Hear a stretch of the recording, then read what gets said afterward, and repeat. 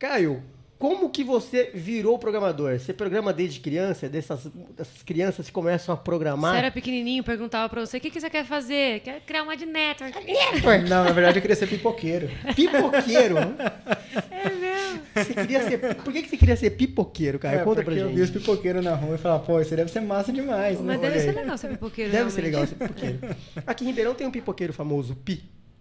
Um abraço, inclusive, Pi. Você está nos assistindo. Tá, certeza. Ele é uma audiência que ele não falha. Tô sempre aqui. Então, Caio, conta aí pra gente. Como que foi? Como que você virou programador? Como que você se interessou pela área? O que você era antes de ser o Caio trabalhando com programação? Bom, tudo começou, eu acho que foi na minha adolescência, que tinha um software que a gente utilizava para bate-papos que se chamava Mirk. Não sei se algum de vocês lembram disso. Sim. E aí começou a brincadeira. Porque o que a gente fazia? No Mirk, ele era um software que você instalava no computador que se conectava a uma rede de IRC, né? Que é um chat de uma, entre aspas, uma network, né? E a gente tinha que desenvolver esse software ou utilizar um software que já tinha no mercado, só que ele era muito limitado. Então a gente acabava desenvolvendo os scripts que chamava esse software que se conectava ali para poder ir utilizando de formas mais fáceis a conexão com essa rede e administrar canais. Porque existia canais, tipo, onde você tinha seus amigos ali dentro, canais de cidades, e você podia ser operador do canal. E aí você limitava o acesso das pessoas, limitava o que era falado. Você E era um bate-papo geralzão. É isso que eu ia falar, era tipo pensa um tipo um bate-papo. UOL com moderadores. Tá. Tá. Então era mais ou menos isso que a gente fazia naquela Mas época. isso era antes ou depois do ICQ, por exemplo? Isso foi durante o ICQ. Ah, É que era algo mais dark, vamos dizer assim, né? O ICQ era um programinha que você ligava, colocava os seus usuários e sua senha e estava conectado. Tá, entendi. Nesse aí você tinha que saber a rede que você queria conectar, de que dar um /connect, e aí já era código já. Então, para conectar na rede, você precisava ter isso já, conectar a rede, conectar essas partes. Mas pra saber isso tudo, você já tinha que ter estudado minimamente a coisa? Ou você foi no feeling? Cara, na verdade, nessa época, a gente eu aprendi muito fuçando. Fuçando, porque eu queria fazer e eu via que as pessoas tinham risadinhas coloridas. Eu falava, cara... Quero risadinha colorida. Isso, Mano, eu a queria Joy emoji nasceu colorido. porque ele queria uma risadinha Uma risadinha. colorida, cara. Queria ser pipoqueiro e queria ter uma risadinha colorida. E eu queria apertar um botão e já dava risada. Então a gente configurava o F1, o F1 você ficava apertando o F1 e o F1 ficava dando risada lá e tava tudo certo. O F1 é o antigo KKK. É o antigo KKK. F1, entendi. Entendeu? F1 KKK. É. Teria uma relação, né? Douglas acabou de chegar. O Douglas tava dando... E aí? Tava dando mentoria, né? Porque agora a Join tá... Isso é só o que ele faz, né? Estamos aí no processo de desenvolver mentorias para vocês se aprimorarem. Seja bem-vindo, Douglinha. Obrigado. O pessoal tá falando que se eu falar mais perto do microfone aí que tá baixo. Melhorou? Mais perto. Põe a boquinha aqui do Não, lado. põe o microfone mais pra cima. Oi. Aí, papi. E aí? Qual que é o assunto? A historinha do Caio. Ele queria ser pipoqueiro, descobrimos que ele queria ser pipoqueiro. E aí depois com o IRC, no Mirk, ele queria fazer uma carinha risadinha. O Caio é pipoqueiro.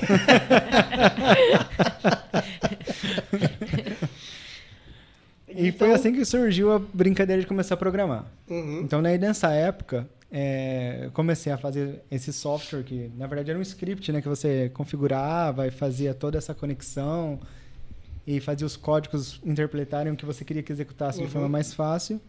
E aí comecei a entender um pouquinho disso daí. E nessa época, um amigo do meu pai estava fazendo faculdade, eu lembro, e ele precisava de um site. Mas isso a gente está falando, gente, de... 1.500. 90 e lá vai cacetada, né? O Caio, na verdade, ele fez um site, o primeiro site de venda de pau-brasil. Que, inclusive, foi o primeiro site. Na verdade, era um site de escambo, Era um de e-commerce espelho. de pau-brasil. E nessa brincadeira aí ele chegou pra mim e falou, ó, preciso fazer um trabalho pra faculdade, esse trabalho é um site, você não quer fazer pra mim? Eu falei, porra, posso fazer. Cara, não sei se era a época de vocês, mas nessa época eu abri um programa da Microsoft que se chamava FrontPage. Frontpage. Sim. E aí que eu fiz o acessava. primeiro site da minha vida foi no FrontPage. Não sabia o que era código, eu sabia arrastar as coisas, colarem ali, exportou, falei, pronto, o site tá pronto. E agora o que eu faço? Como eu ponho no ar? Cara, eu gravei um CD e entreguei pro cara. Tá aqui seu site.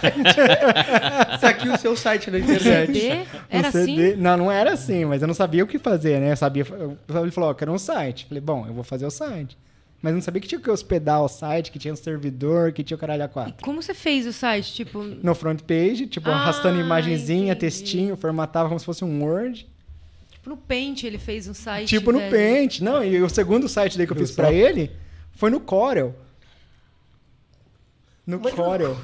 Não, Mas tipo, você ele fez o fez o quê? visual. Ele fez o Você visual. Não, do no site. Corel ele exportava em HTML. Ah, que loucura, hein? Eu lembro que nessa época eu acessava, acho que a internet com a AOL. Sim, tinha CD da AOL, lembra? Vocês Aham. lembram disso? Nossa, Eu eu usava lembrei a disso IG. por um momento. IG. IG. Era pobre, não tinha América Online, era paga. Eu tinha AOL. Eu tinha AOL. Aí você conectava depois da meia-noite de graça. Depois da meia-noite. Naquela época que você... Eu tava vendo alguém falar disso em algum podcast dos milhões que eu assisto, mas alguém falar, meu, o computador demorava tanto pra ligar, que você ligava o computador, ia fazer suas coisas, né? Tomar banho, fazer não sei o quê, e aí depois você voltava, porque ele já tinha ligado Não, e a esquentado. conexão? Não sei se vocês lembram da conexão, como é que era. Você clicava pra conectar, fazia aquele barulhinho O- todo. O meu tá assim, é normal. Ainda hoje. O meu eu ligo agora, começo a trabalhar, desligo às 8 da manhã, às 2 da tarde eu posso trabalhar. É isso mesmo. Entendi. E aí? Aí você começou, desenvolveu. Daí eu comecei a brincar de fazer site, que era uma brincadeira nessa época. Então Certo. eu brincava de fazer site. E com isso surgiu a minha primeira oportunidade de trabalho. Assim, Mas você não na chegou a área fazer já. uma faculdade? Nesse momento ainda não. Tá, entendi. Daí surgiu minha primeira oportunidade de trabalho nessa época, que esse rapaz que eu tinha feito o site para ele, depois eu fiz um outro no Corel, ele assumiu como presidente de uma associação de micro e pequena empresa. E aí ele chegou para mim e falou, ó, tô precisando de alguém para cuidar do CPD, que era o Centro de Processamento de Dados deles. E aí eu falei, cara, como assim? Quantos anos você tinha? Eu tinha 17. Mas e como que você entendia de programação? de Cara, tecnologia? Lia. Você fuçava e lia. Lia. Lê aonde? Livro. Comprava livro para Você ler. tá brincando. Tinha umas revistas também, né? Que vendiam. Tinha, Na época, mas na época normalmente existia muita revista. Era muito com- livro, muita revista, e daí você conversava com alguém que tinha um livro, e aí você pegava esse livro emprestado. Era a construção da internet. Isso que eu chamo nessa de na época, unha, né? Na Tipo, unha, né? na unha.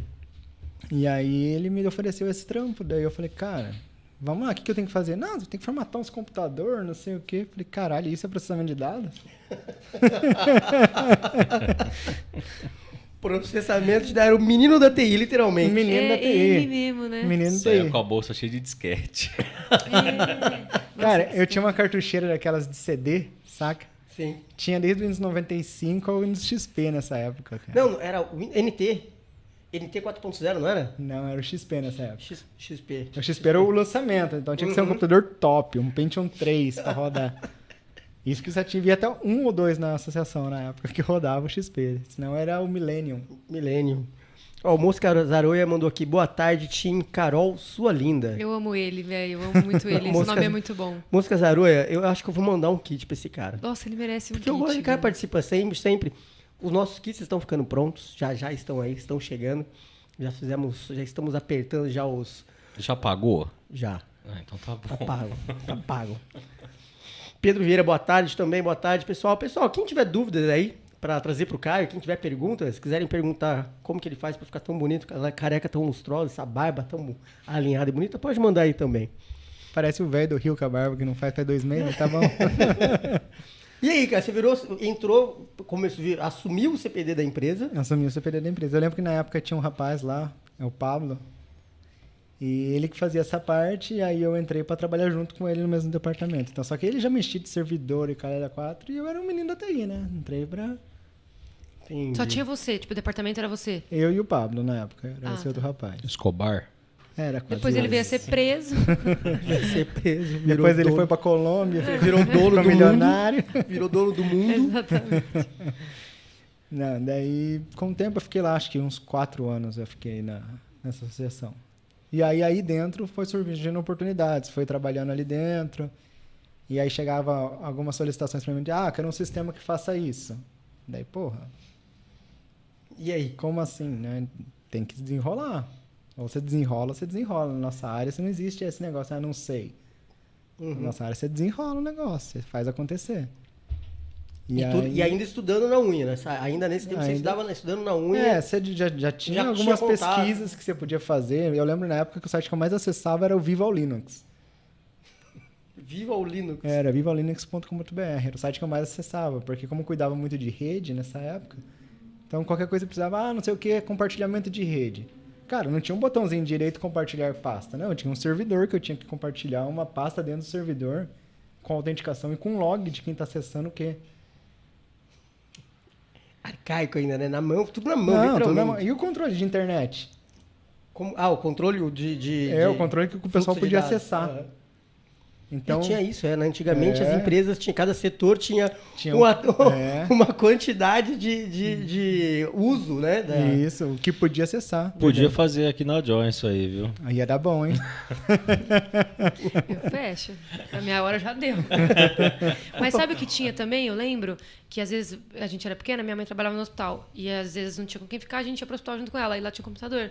E a gente não tinha na época. Eu entrava pra ver alguns sites, uns negócios.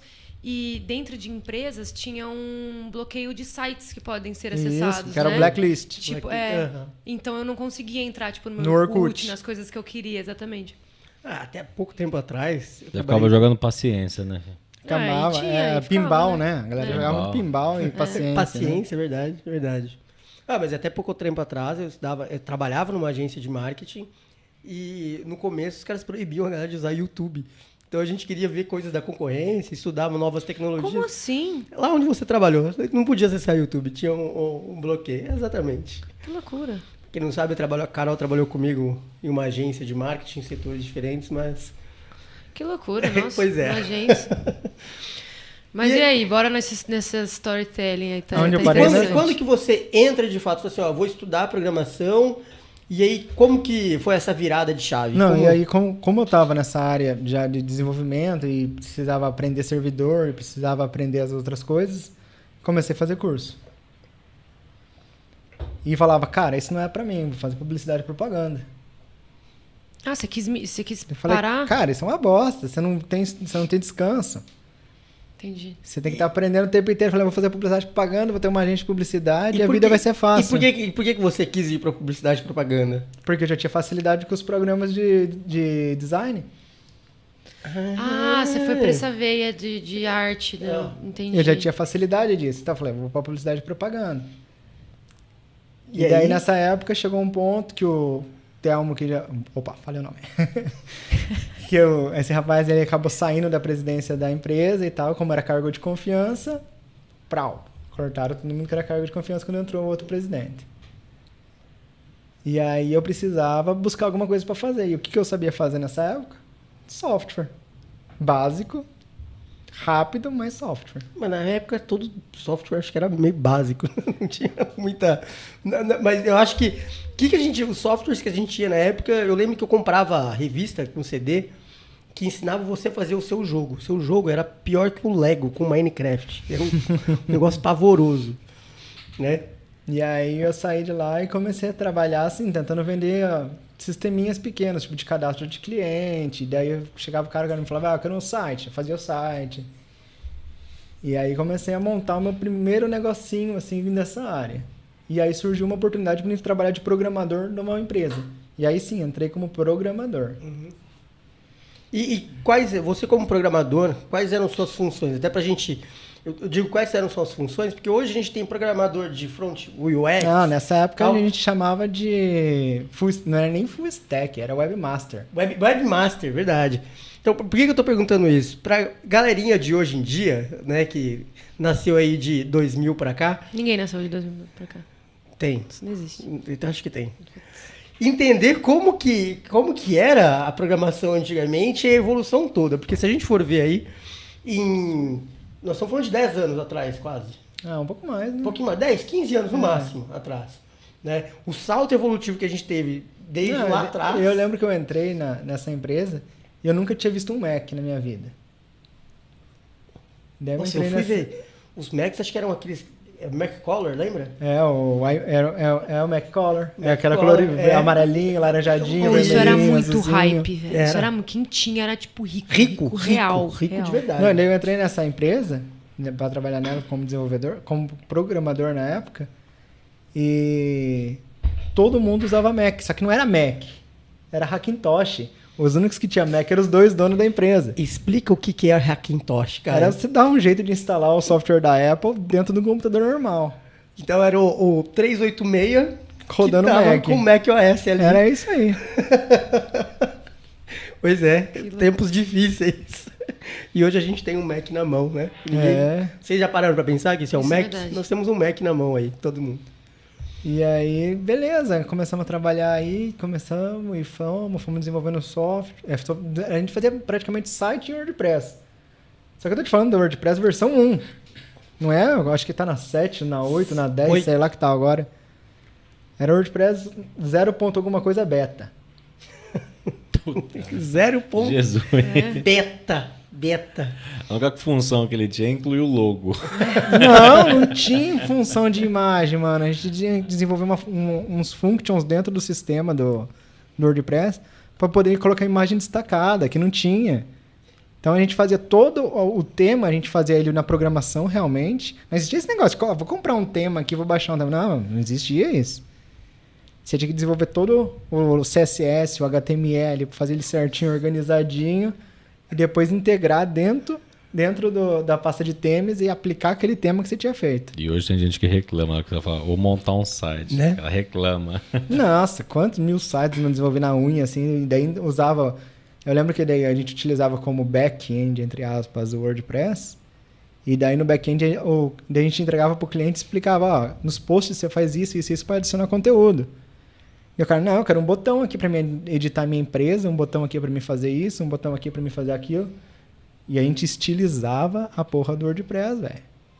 Daí a gente fazia menus personalizados no WordPress, onde o cara podia adicionar produtos. Então adicionava um botãozinho de produtos. Não existia o e-commerce. Quero um botãozinho para adicionar a galeria de imagem da minha empresa. Então a gente colocava lá um botãozinho, fotos da empresa. Daí o cara clicava ali, subia as fotos e fazia assim o site. E assim que eu comecei a brincar mais profundamente na área de programação. Só que daí já era como se fosse uma API, né? Sim. Você tinha que integrar ao sistema do WordPress funcionalidades que ele não tinha, que não eram nativas. E nessa época você já conhecia a AdSense? Já. Como que era a AdSense nessa época? O AdSense você se cadastrava, adicionava teu site, ele já tirava os blocos, você botava no site e já era. Só que eu não tinha noção do que era o poder do AdSense. Porque nessa época tinha o Boobox. Verdade. Fala um pouco da Boobox pra gente. A Boobox era um monstro dentro do Brasil. O AdSense não era nada nessa época. Mas a Boobox era uma coisa louca. A Boobox era o que é o AdSense hoje. Então todo mundo não queria saber de AdSense. Todo mundo falava, não, vou fazer... Vamos supor, tinha uma galerinha que já tinha conteúdo, já publicava conteúdo. Tinha um cara até na minha cidade que ele fazia manuais de como criar brinquedos. Então ele gravava vídeo e fazia manualzinho mesmo. Vamos fazer tal brinquedo com eletrônica. Ele fazia isso tudo, assim. E ele já rodava com o Boobox nessa época. E eu falava, mas cara, esses scripts do Boobox, deixa o teu site tudo bugado. Ele falou, não, mas isso aí me dá dinheiro. Boobox era o que era a join da época. A Boobox foi a primeira join, digamos assim. A Boobox não era uma network, né? A Boobox ela era uma adtech. Era uma adtech. Era uma adtech. Ela tinha seus próprios demanda de anúncios e entregava sua própria demanda de anúncio.